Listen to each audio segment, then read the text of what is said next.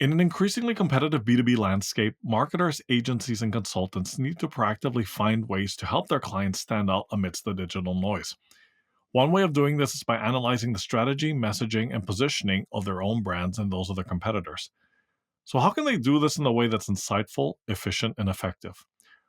Welcome to this first episode of the B2B Marketers in the Mission podcast Demo Lab series, and I'm your host, Christian Klepp.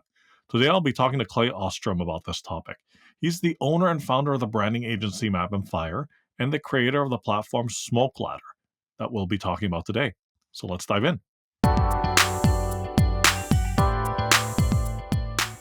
All right, and I'm going to say, Clay Ostrom, welcome to this first episode of the Demo Lab series. I am super excited and very honored to be the first guest on this new series. It's awesome.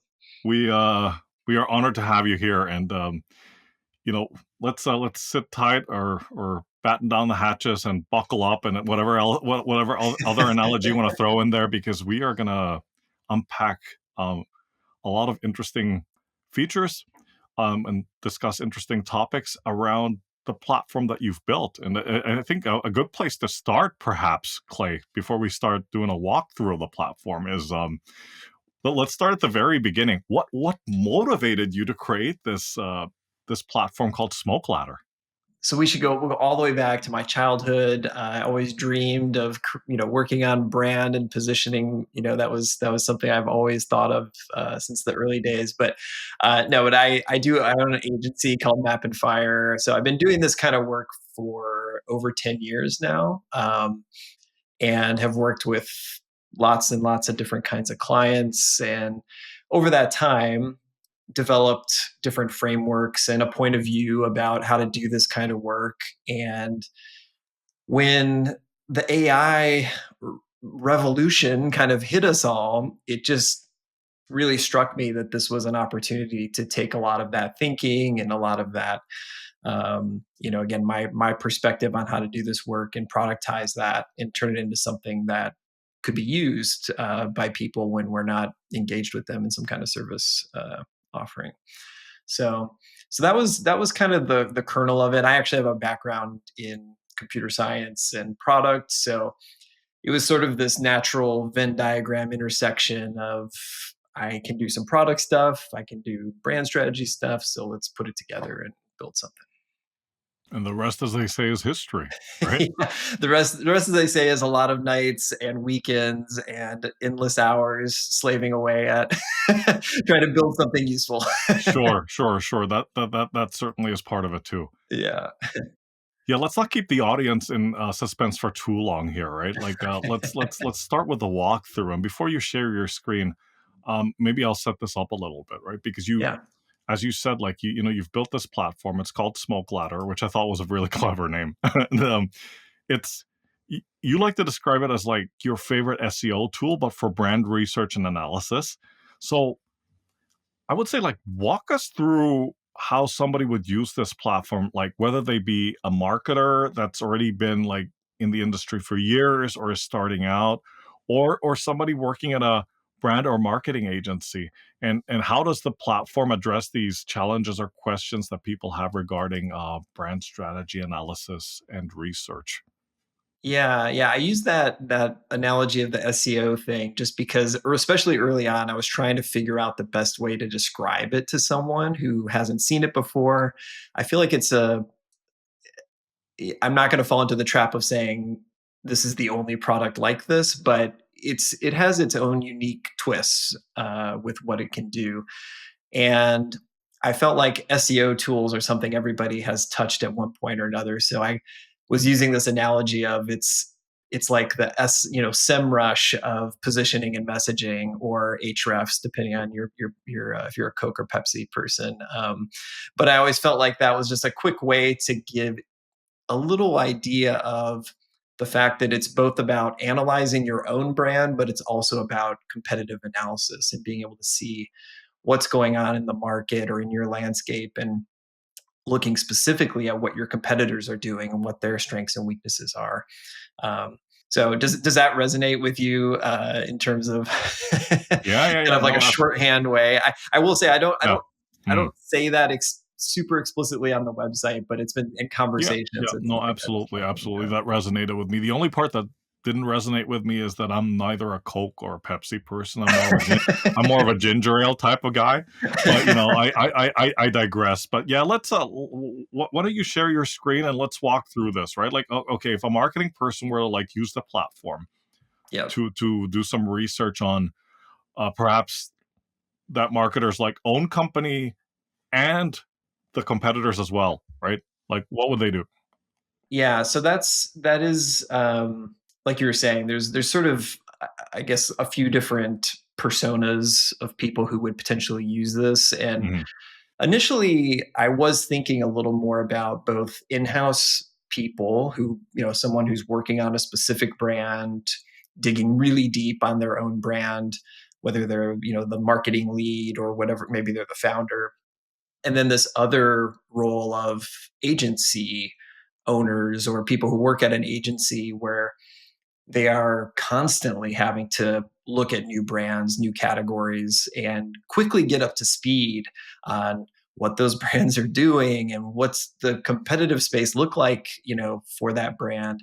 And that's something that if you work at an agency, which obviously we both have our own agencies, we do this stuff weekly. I mean, every time a new lead comes in, we have to quickly get up to speed and understand something about what they do. And one of the big gaps that I found, and I'd be curious to kind of hear your thoughts on this, but I've had a lot of conversations with other agency owners. And I think one of the biggest gaps is often that brands are just not always that great at explaining their own brand or positioning or differentiation to you. And sometimes they have some documentation around it, but a lot of times they don't. A lot of it's word of mouth. And that makes it really hard to do work for them. If whatever you're doing for them, whether that's maybe you are working on SEO or maybe you're working on paid ads or social or content, you have to know what the brand is doing and kind of what their strengths and weaknesses are so that you can talk about that. I mean, do you come across that a lot in your work? how do I say this without offending anybody? Um, I find, I mean, jokes aside, I find more often than not in the especially in the B2B space, which is an area that I operate in, I find 8 8.5 times out of 10, we are dealing with companies that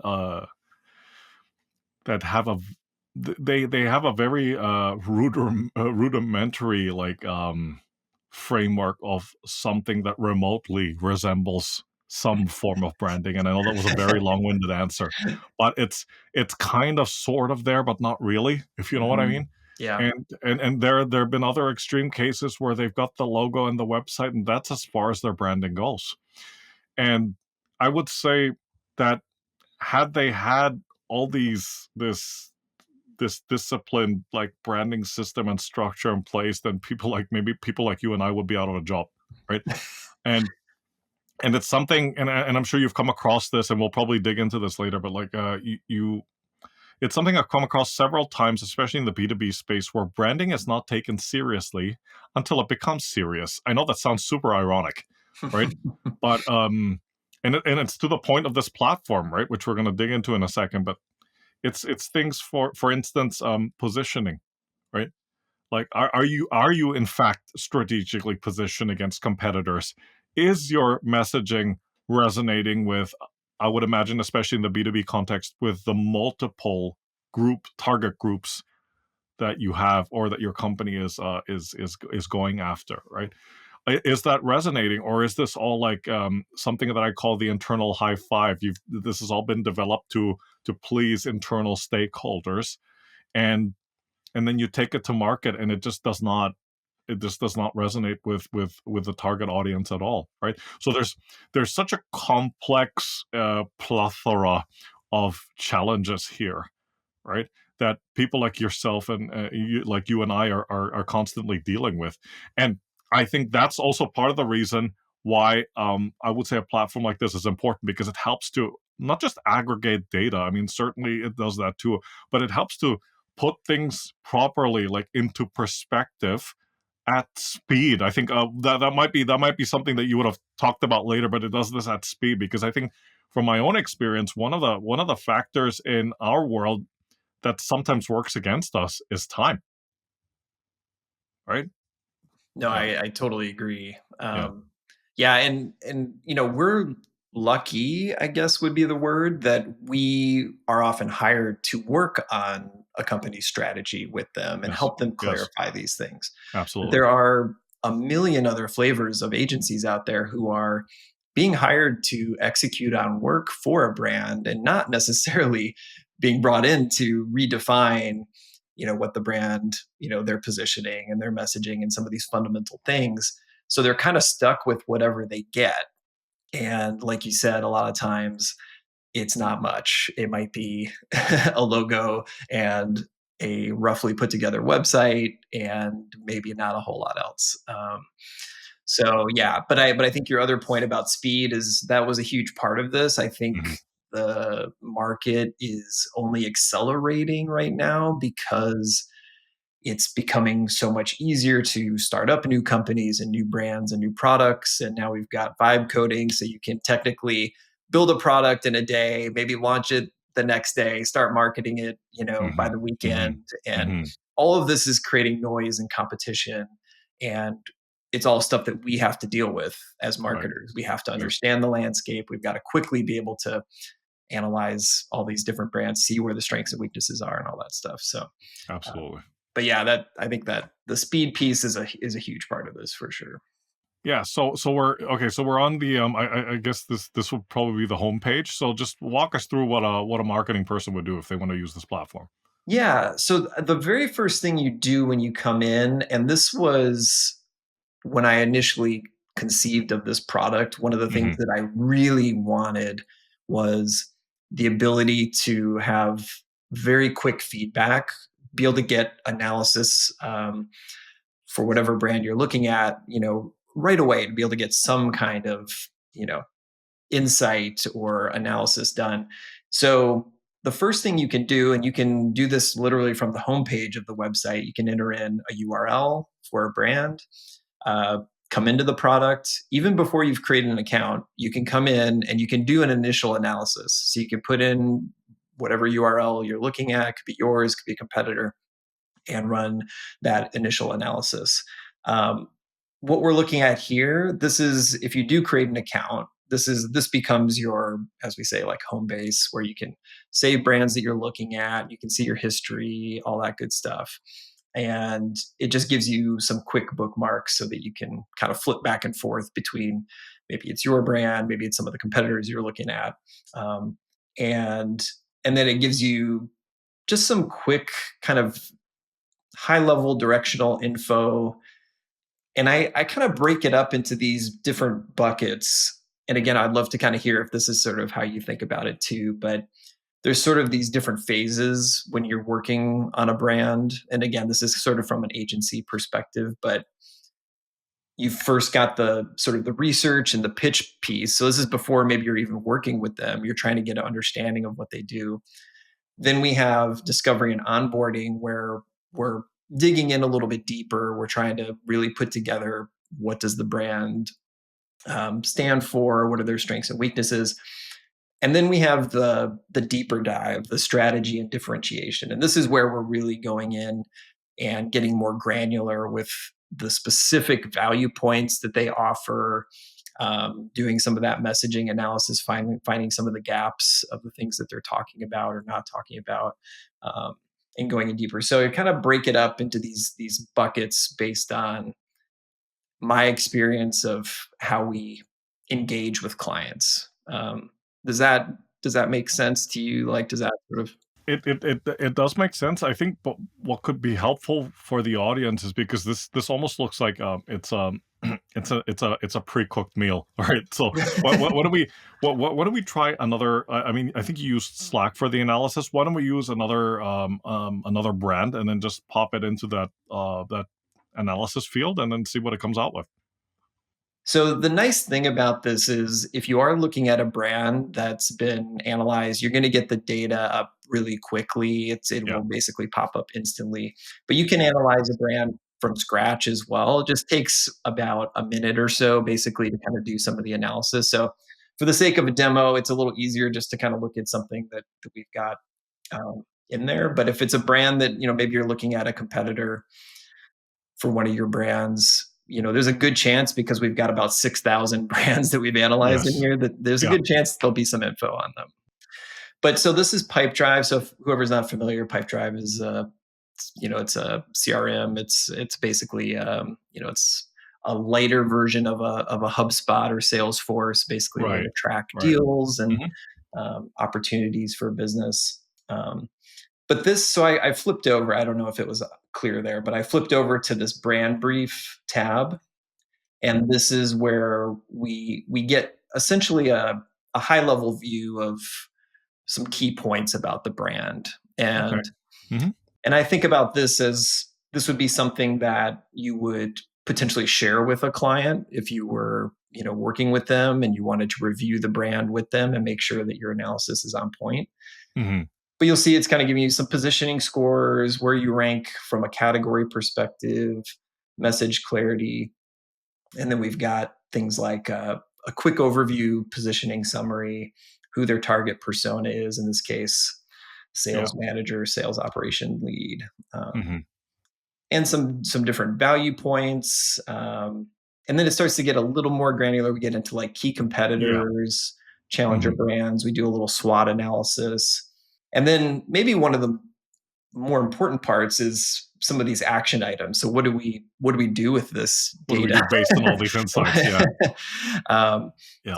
and obviously these are starting points. This is Mhm. not it's not going to come in and instantly be able to tell you strategically exactly what to do, but it's going to give you some ideas of, based on the things we've seen, here are some reasonable points that you might want to be looking at to improve the brand, make it stronger. Gotcha, gotcha. No, this is all great, Clay, but like, I think for the benefit of the audience, can we scroll back up, please? Sure. And Yeah. let's just walk through these one by one because I think it's important for the audience slash potential future users slash customers of Smokeladder, right? To Yeah. understand this analysis in greater depth, and also like specifically, like let's start with the positioning score, right? Like out of Yeah. 100, like what is this based on, and how was this analyzed? Let's start with that. Yeah, and this is where the platform really started, and I'm gonna Hmm. actually jump over to the positioning tab because this Sure. will give us the all the detail Okay. around this particular feature. Hmm. But this was where I began the product. I kind of think of this as being, in many ways, sort of the heart and soul of it. Uh, and when I mentioned earlier about this being based on our own work and frameworks and how we approach this, this is very much the case with this. This is the approach we use with the product is exactly how we work with clients when we're evaluating their positioning. And it's basically it's built off a series of scores. And what we have here are 24 different points of business value, which, if we zoom in just a little bit down here, we can see things like reducing risk, vision, lowering cost, variety, expertise, stability, etc. So there's 24 of these that we look at, and it's meant to be a way that we can look across different brands and compare and contrast them. So it's creating like a consistent way of looking at brands, even if they're not in the same category or, have slightly different operating models, et cetera. But what we do is we go in and we score every brand Hmm. on each of these 24 points. And if we scroll down here a little bit, we can see the point of value, the exact score they got, the category average, so how it Hmm. compares against all the other brands we've analyzed, and then a Hmm. little bit of qualitative information about why they got the score. Sorry, Clay, can I just jump in for a second? Yeah, please, please. So these attributes or these key values that you had in the graph at the top, right? Like, are these consistent throughout, regardless of what brand is being analyzed, or do these change? It's consistent. It's Consistent, consistent. Yeah. right? And that was one of the sort of strategic decisions we had to make with the Hmm. product was there's a maybe another version of this where you do different points depending on maybe the category or things Yep. like that. But I wanted to do it consistent because again, it allows us to look at every brand through the same lens. It doesn't mean that every brand, there are certain points of value that just aren't maybe relevant for a particular brand, and that's Okay. fine. They Hmm. just won't score as highly in those. But at least it gives us a consistent way to look at. So when you're looking at 10 different competitors, you've got a consistent way to look at them together. Right. Right. Right. Okay. Okay. All right. Thanks for that. Now let's go down to the next section there, where you've got like this table with like four different columns here. So you mentioned that these are being scored against other brands in their category. Like, can you share with the audience like how many other brands are being analyzed here? Yeah, well, it depends on the category. So again, Okay. we've got you know, heading towards 7,000 brands that we've Okay. analyzed collectively. Mhm. Each category varies a little bit, but some categories we have more brands than others. Um, but what this allows us to do is again to quickly look at this and say, okay, for Pipedrive, a big focus for Pipedrive is Yeah. organization, simplification. One of their big value props is we're an easier tool to use than Salesforce or Hmm. HubSpot. You can get up to speed really quickly. You don't have all the setup and configurations and all that kind of stuff. So this is showing us that yes, like their messaging, their content, their brand does in fact do a good job of making it clear that simplicity is a big part of Pipedrive's message. Hmm. And they Hmm. do that by talking about it a lot in their messaging, having case studies, having testimonials, all these things that support it. And that's how we come up with these scores is by saying like the brand emphasizes these points well, they talk about it clearly, and that's what we base it on. Okay. Okay. Okay. But No, as you that's super come interesting. Yeah. Oh, go ahead. Oh, I Yeah. was just gonna say, as you come down here, you can see. So the green basically means that they score well above average for that particular point. Yellow is, kind of right around average or maybe slightly above, and then red means that they're below average for that particular point. Um, so, for example, like variety of tools, they don't emphasize that as much with Pipedrive, maybe compared to, again, like a Salesforce or a HubSpot that has a gazillion tools. Pipedrive, that's not a big focus for them. Um, so they don't score as highly there. But you can kind of just get a quick view of, okay, here are the things that they're really strong with, and here are the things that maybe they're, you know, kind of weak or below average. Yeah, yeah. No, that's certainly interesting because I've used the platform for analyzing some of my clients' competitor brands, and Mhm. when I'm looking at this like analysis with the scoring sheet, I think it would also be interesting perhaps in future because you've got a very detailed breakdown of okay the factors and how they're scored and what the brand value analysis is. Um, Also, because again, in the interest of speed and time, it'd be great if the platform can also churn out maybe a 1 to 2 sentence like summary of what is this data telling us, right? Because I'm thinking back to my early days as a product manager, and we would spend hours like back then on Excel spreadsheets. I'm dating myself a little bit here, but and coming up with this analyses and charts, but presenting that to senior management, all they wanted to know was the 1 to 2 sentence summary of like, come on, Yeah. what are you telling me with all these charts? Like, what is the data telling you that we need to know? Right? I know. I know. It's so funny. We Yeah. again as strategists and researchers, we love to nerd out about the Yeah. granular details, but you're Yeah. right. When you're talking to a leader at a business, it does come down to like, okay, great, what do we do? And I flipped back over to Slack because I knew I had already Yeah. generated this, Hmm. but we're still in the positioning section here. But we have this get insights feature. So basically, it will look at all those scores and Yeah. give you kind of, I think, similar to what you're describing. Like, here's three takeaways from Perfect. what we're seeing. Okay. So, Okay. Great. yeah. So we don't want to leave you totally on your own to have to figure it all out. We'll give you a little helping hand Yeah, to yeah, get you don't wanna be like in those Western movies, "You're on your own, kid." Right? Like started. Yeah, yeah. We try not to strand you. Again, there's a lot of data here. I think that's one of the strengths and challenges with the platform is that we try to give you a lot of data, and for some people, you may not want to have to sift through all of it. You might want just sort of give me the 3 points here. So Absolutely, absolutely, and at the very least, they can start pointing you in the right direction, and then you could be, you could then, like, through your own initiative, then perhaps dig a little bit deeper and perhaps find some other insights that may be relevant, right? So, totally. hey, it's Christian Klepp here. We'll get back to the episode in a second, but first, I'd like to tell you about a new series that we're launching on our show.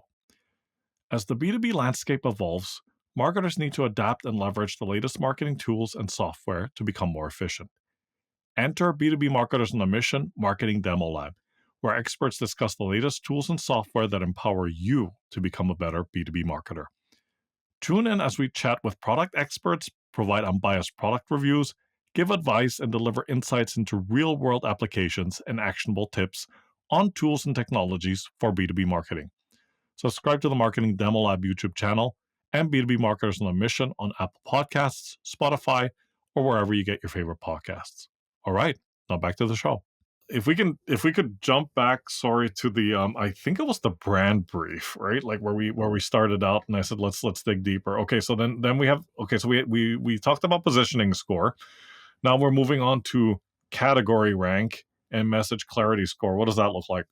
Yeah. So the category rank is it's literally just looking at the positioning score that you've gotten for the Hmm. brand and then telling you within this category where do you sort of fall in the ranking essentially, or like, how do we, if we're comparing the score against all the competitors, where do you fall? So you can Right. see with Slack, they're right in the middle. And it's interesting because with a product like Slack, even though we all now know what Slack is and what it does and everything, Yeah.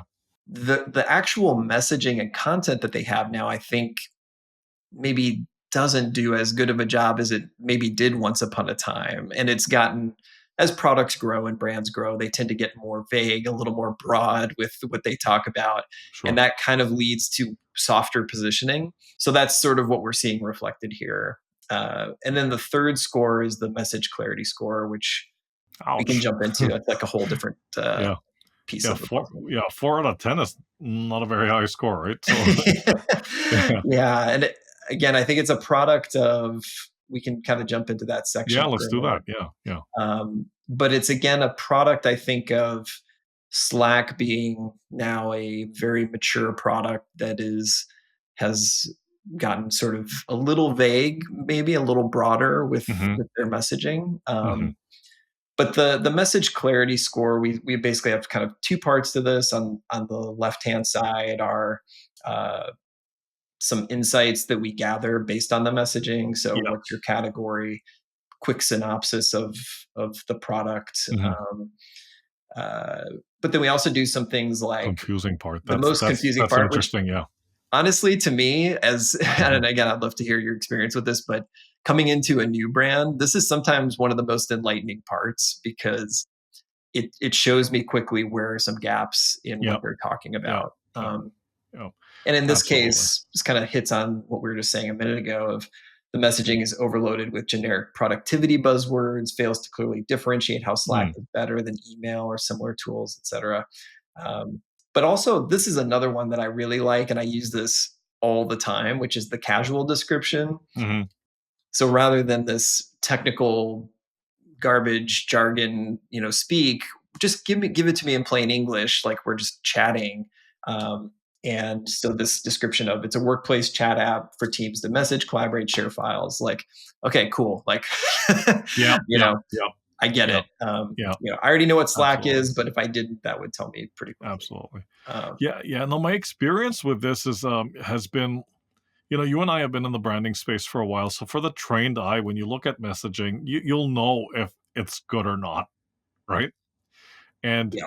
we come, I mean, I'm sure you do the same, Clay, but I also come to my own like conclusions based on experience of like, okay, so why do I think that that's good messaging, or why do I think that that's confusing messaging, or it falls short, and why, and how can that be improved? But it's always good to have validation with either with platforms like this, where you have AI, or you have a software that you can use that analyzes, like for example, like the messaging on a website, and it dissects that and says, well, okay, so this is what they're getting right, so there's a scoring for that, so it's in the green. Right? And then this is where it gets confusing, right? So even you run that through you run that through the machine, and the machine analyzes it as like, okay, we can't really clearly define what it is they're doing based on the messaging, right? Yep. And for me, that's always it's good. It's almost like getting a second doctor's opinion, right? Yeah. And then you go, aha, so I we've identified the symptoms now, so let's find the penicillin, right? Like, or let's find the remedy for this, right? Yeah. Yeah. Well, and I Mm. I like what you said there, because part of the value I think with this is it's an objective perspective on the brand. Yes. So Yeah. it doesn't have any baggage. It's Hmm. coming in with fresh eyes, the same way a new customer would come into your website where they don't know really much about you, and they have Yep. to just take what you're giving at face value about what you present. And we, as people working on brands, get completely blinded around what's actually working, what's being communicated. There's so much that we take for granted about what we already know about the brand. And this comes in and just says, okay, I'm just taking what you give me, and I'm going to tell you what I see. And I see some gaps Right. around some of these Right. things. I don't have the benefit of sitting in your weekly stand-up meeting and hearing all the descriptions of what you're actually doing. Um, Absolutely. What is? so yeah. I'm sorry to jump in. I'm interested to know, like, just based on what we've been reviewing so far, like, what has your experience been showing this kind of analysis to clients, and how do they respond to some of this data, for example, that you're walking us through right now? Yeah, I think it's been interesting, honestly. I Hmm. think I it can sometimes feel harsh, and I think again, as someone who's both run an agency and also worked on brands, we get attached to our work on an emotional level, Absolutely. even if we think about it as, this is just work and it's, whatever. Um, we still build up connections with our work, and we want it to be good. And so I think there's sometimes a little bit of a feeling of, wow, like that's harsh, or I would have expected or thought we would have done better or scored better in certain areas. But that is almost always followed up with, but I'm so glad to know where we're struggling, because now I can fix it. I actually know what to focus on to fix. And that to me is what it's all about. Is yes, there's a little bit of feelings attached to some of these things, maybe, but at the end of the day, we really want it to be good. We want it to be clear. We don't want to be a 4 out of 10. We want to be a 10 out of 10. And what specifically do we need to do to get there? And that's really what we're trying to reveal with this. So I think, everybody's a little different, but I would say the reactions are typically a mix of that. It's like maybe an ouch, but a oh good. Let's work on it. Absolutely. Absolutely. Okay, so we've got brand summary, we've got fundamentals, then quality of messaging is the other part of it, right? So, Yeah. So this is where the actual mhm, 4 out of 10 comes. We have these 10 right. points that we look at, and we say, okay, are you communicating these things clearly? Are you communicating who your target customer is, your Mhm. category, your offering, where you're differentiated, benefits? Do you have any kind of concrete claim about what you do to support, what you're selling? Is the messaging engaging? Is it concise? You'll see here a 7% on concise. That's Oof. basically telling us that Yeah. virtually no brands do a good job of being concise. No. So only about 7% get a green check mark on this. And kind of similar with the jargon and the vague words, big struggle points with Stream almost every brand. streamline collaboration. Yeah. So we can see here with Slack, Mhm. some of the jargon. We got KPIs, MQLs. If you're in the Yeah, space, you could argue like, oh, I kind of know what those things are, but depending on your role, you may not always know. Um, absolutely. and Yeah. something like Salesforce Marketing Cloud, unless you're a Mm. real Salesforce nerd, you probably Yeah. have no idea what that is. Right. Right. But Okay. again, it's just a way to quickly identify some of those weak points, things that we Mm. could improve Mhm. to make our message more clear. Yes. Yes. Okay, so that was the messaging analysis, correct? Yeah. Yep. Yeah. Okay, so what else have we got? Yeah. So I think one other thing we could look at just for a sec is differentiation. And this kind of plays off of what we looked at a minute ago with the positioning scores. But this is a way for us to look head to head with two different brands. So in this case, we've got Slack in the red and we've got Discord in the greenish blue. And I think of these patterns as sort of the fingerprint of your brand. So where are you strong? Where are you weak? And if we can overlay those two fingerprints on top of each other, we can see where do we have advantages and where does our competitor have advantages. Um, so if we come down, we can sort of see, and this is again for the nerds like me to be able to come in and go deep, do kind of a deep dive on specifically why does Discord score better than Slack in certain areas. And at the bottom here, we can see a kind of a quick summary. So Slack is stronger in simplification, saving time. Discord has some better messaging around generating revenue, lowering cost, marketability. Um, but again, this gives us a way to think about what are the things we want to double down on? So, what do we want to actually be known for in the market? Because we can't be known for everything.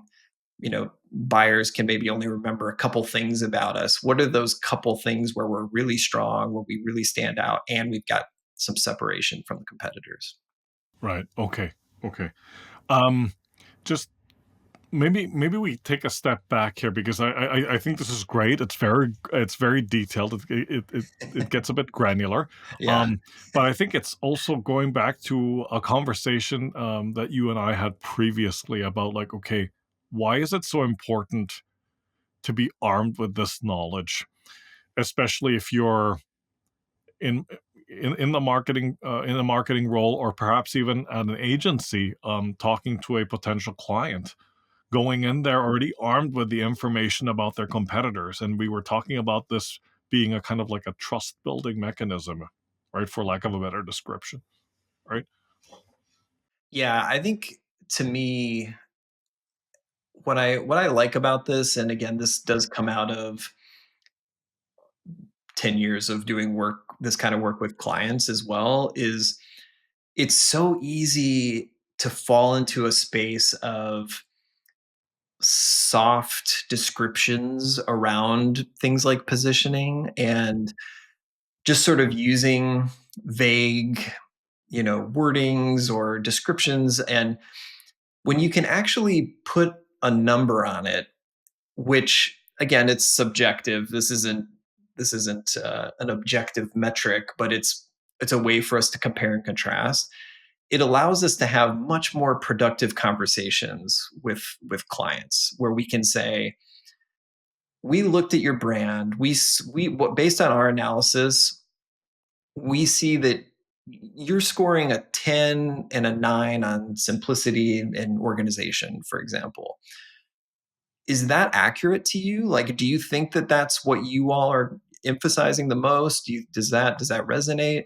And at the same time, we can say, but your competitors are really focused on, they have a strong message around generating revenue and lowering costs for their customers. Right now, you're not really talking about that. Is that accurate? Is that strategically, is that what you think you should be doing? So really quickly, I've now framed a conversation that could have been very loose and kind of, well, what do you think your strategy is about? What do you know? And instead, I can say, we see you being strong in these 3 points. We see your competitors being strong in these 3 points. What do you think about that?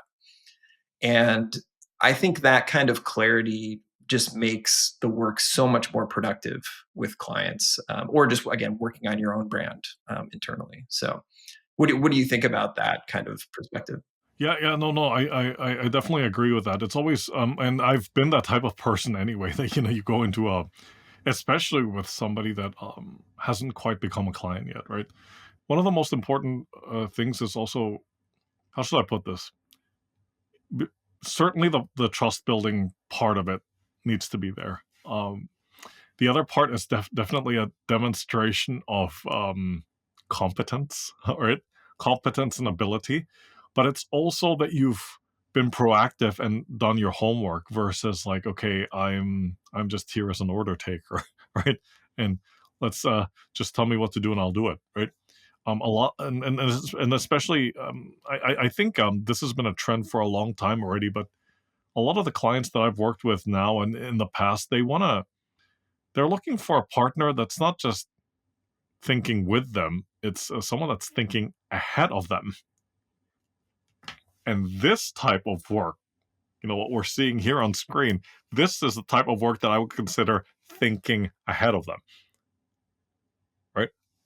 No, I agree. I think you framed that really well. Of we're trying to build trust, because if we're going to make any kind of recommendations around a change or a shift, they have to believe that we know what we're talking about, that we're competent, that we've Absolutely. that we've done the work. Um, and I think I agree with you. I think like this, it's kind of funny. Like we all, I think on some base level, are attracted to numbers and scores. It just gives us something to latch onto. But I think it also, like you said, it gives you a feeling that you've done your work, that you've done your homework, you've studied, you've done some analysis that they themselves may have never done on this level, and that is a big value. Yes. And a big part of the reason, just to build on what you said, a big part of the reason why they haven't done this type of work is because it's not so much the cost is certainly one part of it, but it's the time. It's the time factor and the resource and the effort that needs to be put into it because like tell me if you've ever heard this one before, but there are some there are some companies that we've been working with that don't actually have a clearly like a clear document on who their target personas are, Yeah. right? Or their Yeah. or their ICPs, right? Yeah. Never mind the buyer's journey map. They don't even have the personas mapped out, right? 100%. Yeah. I think you're right. It's a mix of time, and it's a mix of just experience, where if you are internal with a brand, you don't do this kind of work all the time. You might do it at the beginning, maybe you Yes, do a check-in every once in yes, a while, yeah, but you need someone who's done this a lot with a lot of different brands, so that they can give you guidance through this kind of framework. But so it's, so some of it is a mix of, we don't have the time always to dig in like this, but some of it is we don't even know how to do it, even if we did have the time. So it's hopefully again, providing some different frameworks and different ways of looking at it for people. absolutely, absolutely. So okay, so we've gone through what is it now, the competitor comparison. What else does the platform provide us that the listeners and the audience should be paying attention to here?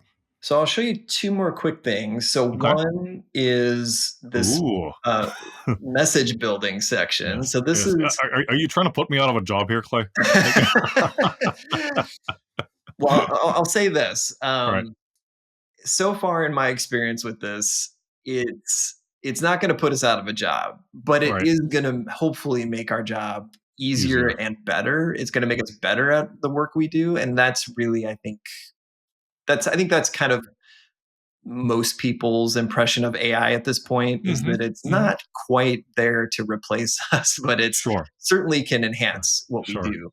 Um, Yeah, yeah, but you'll this excuse me, I couldn't help but throw that one at you. Like I know. Trust me. I'm the. It's like I'm building a product that, in a sense, is undercutting Yeah, the work that I do. So yeah, it is yeah. kind of a weird thing.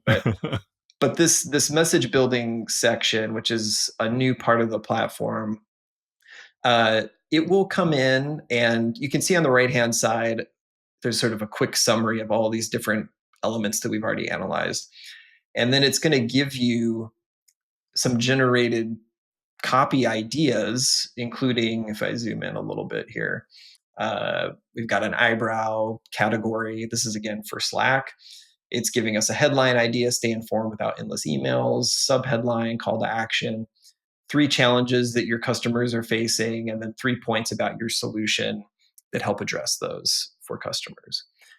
So it's certainly not writing all of your copy for you, but if you're starting from scratch, or you're working on something new, or even if you're trying to refresh a brand, I think this can be helpful to give you some messaging that's hopefully clear. That's something that I think a lot of messaging misses, especially in B2B. It's not always super clear, like what you even do. Um, Don't get me started. so hopefully it's Yeah, clear. yeah. It's again, it's giving you some different ideas, and that you'll see down here at the bottom, you can iterate on Mhm. this. So we've got Mm, several versions. yeah. You So can actually come in and yeah, you can edit it yourself. So if okay. you say like, well, I like that but not quite that, Not quite, I yeah. can get my human touch on it as well. But yeah, so it's a place to iterate on You messaging. you you can kind of look at it like, let's say if you're writing a blog article and this will give you the outline, right? Yeah. And most of the AI that I've worked with to generate outlines, they're not quite there. But again, if you're starting from 0 and you wanna go from 0 to 100, well, that'll at least get you to 40 or 50, right? Right. Right. Um, but Yeah. I'm curious to know because we're looking at this now, and I think this. I mean, for me, this is fascinating. But like, maybe this will be part of your next iteration. But will this generate messaging that's already SEO optimized? It's not specifically geared towards that, but I Okay, would say that it ends up being uh, maybe more optimized than a lot of other messaging, because it puts such an emphasis on clarity. It yeah, naturally includes words and phrases that I think are commonly used in the space, more so than maybe just kind of typical off the shelf vague B2B messaging. gotcha, So, gotcha.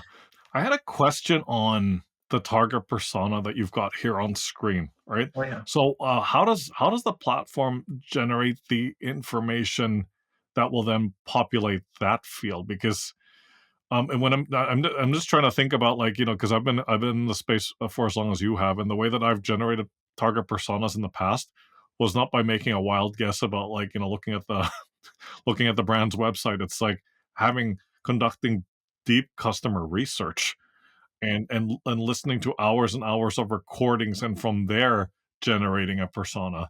And this has done it in seconds. So yeah, Yeah, it's Um, so the way the system works in a couple different layers. So it does an initial analysis where it does positioning, messaging analysis, and category analysis.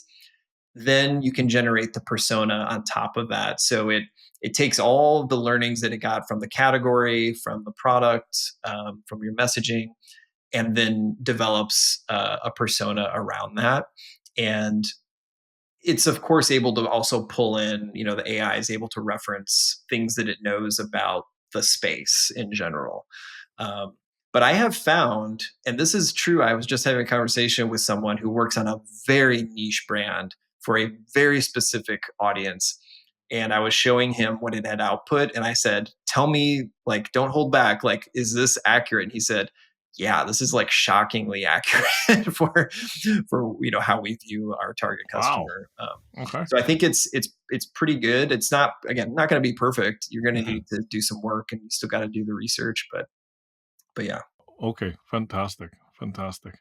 How do I guess there's the option I see it there, like download the PDF. So anything that's analyzed on the platform can then be exported in a PDF format, right? Like into a report. Yeah, right now you can Hmm. export the messaging analysis, or sorry, the messaging ideation that you've Hmm. done, and then in the brand brief, you can also you can download a PDF of the brand brief as well. So those are the two main areas. I'm still working on some additional exports of data so that people can pull it into a spreadsheet and do some other stuff with it. Fantastic, fantastic. That's awesome. Clay, I've got a couple more questions before I let you go, but this has been amazing, right?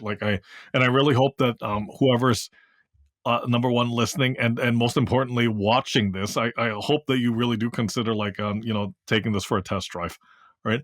Um, how many I might have asked you this before because I am somebody that does use that does a lot of this type of research. But how much time would you say companies would save by using Smokeladder? It's a good question. I feel like I'm starting to get some feedback around Yeah, that with from our users, but I mean, for me personally, I would typically spend an hour or two just to get kind of up to speed initially with a brand and kind of look at some of their competitors. If I'm doing a deep dive though, if I'm actually doing some of the deeper research work, it could be several hours per client. So I don't know. On a given week, it might depend on how many clients you're talking to. Could be anywhere from a few hours to 10 hours or more, depending on how much work you're doing. But yeah, I think it's a decent amount. absolutely, absolutely. I mean, this definitely does look like a time saver. Here comes my favorite question, which you're gonna look at me like, okay, I gotta duck now. But Bring it on. um, Let's go. folks that are not familiar with Smoke Ladder are gonna look at this, um, and before they actually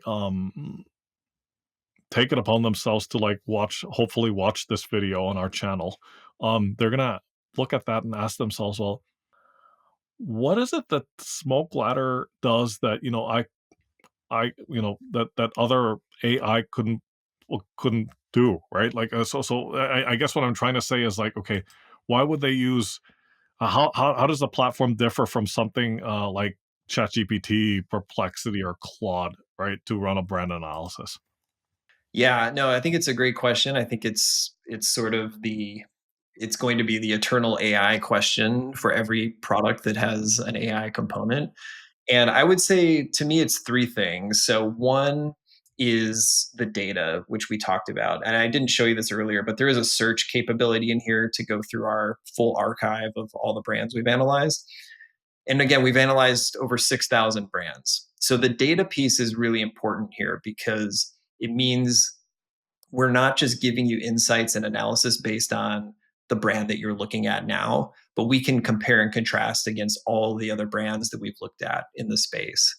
And that's something that you're not going to get by just using some off the shelf standard LLM and doing some quick prompts with that. The next one I think to me that's important is it's the point of view of the product and the brand. Like I said, this is built off of 10 plus years of doing positioning and messaging work in the space. So you're getting to tap into that expertise and that approach of how we do things and building frameworks that make this work easier and more productive that you wouldn't get or you wouldn't know just on your own. And then the last point, which is sort of the kind of like the generic software answer is you get a visual interface for this stuff. It's the difference between using QuickBooks versus a spreadsheet. You can do a lot of the same stuff you do in QuickBooks in a spreadsheet, but wouldn't you rather have a nice interface and some easy buttons to click that make your job way easier and do a lot of the work for you, and also be able to present it in a way that's digestible and something you could share with clients. So the visual component and the UI is sort of that Absolutely, last piece. absolutely. I mean, it's almost like UX and UI 101, but Yeah. that's pretty much like a big part of I think what it is you're trying to build here, right? Yep. It's Yeah. you know Yeah, exactly. It's just it's making all of those things that you might do in an LLM just way easier. You basically come in, put in your URL, and click a button, and you're getting access to all the data and all the insights and all this stuff. So absolutely, absolutely. Okay, and as we wrap this up, this has been a fantastic conversation, by the way. How can the audience start using Smokeladder, and how can they get in touch with you if they have questions, and hopefully good questions? Right. Yeah. So you can, if you go to smokeladder.com, you can try it out. Like I said, you can basically go to the homepage, put in a URL, and get started. You don't even have to create an account to do the initial analysis, but you can create a free account. You can dig in and see, play around with all the features. And if you use it more, we give you a little bit of a trial period. And if you use it beyond that, then you can pay and continue to use it. But you can get a really good flavor of it for free. Fantastic, fantastic. Last question, because it's looking me right in the face now. Industry categories. How many categories can be analyzed on the platform? Yeah, yeah. So right now we have 23 categories Okay. in the system currently, which sounds like a lot, but when you start to dig into, especially B2B, it's we will be evolving that and continuing to add more. But currently, there's 23 different categories of businesses in there. All right. Fantastic, fantastic. Clay, man, this has been so awesome. Thank you so much for your time and for your patience and walking us through this incredible platform that you've built and continue to build. And I'm excited to continue using this as it evolves. Thank you. Yeah, no, thanks so much. And if anybody who tries it out, tests it out, please feel free to reach out. We have, contact info on there. You can also hit me up on LinkedIn. I spend a lot of time there. But I would love feedback, love getting notes, love hearing what's working, what's not, all those things. So yeah, anytime. I'm always open. All right, fantastic. Once again, Clay, thanks for your time. Take care, stay safe, and talk to you soon. Thanks so much. Talk to you All soon. right, all right. Bye for now.